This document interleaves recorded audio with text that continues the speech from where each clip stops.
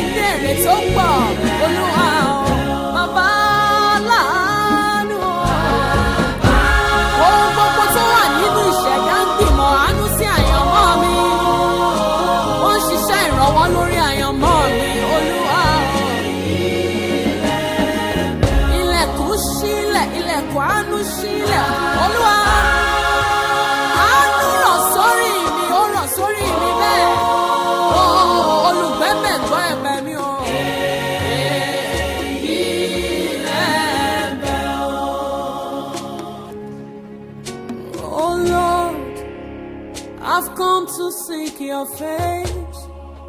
Let your grace and your mercy come upon me, Lord. Oh Lord, I call upon your name.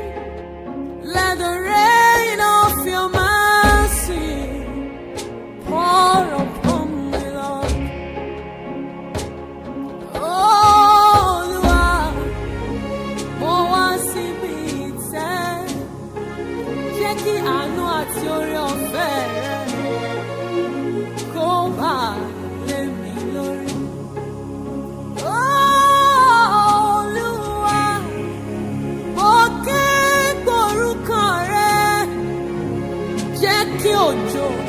àánú rẹ kó rọ̀ sórí ìṣẹ̀dá mi.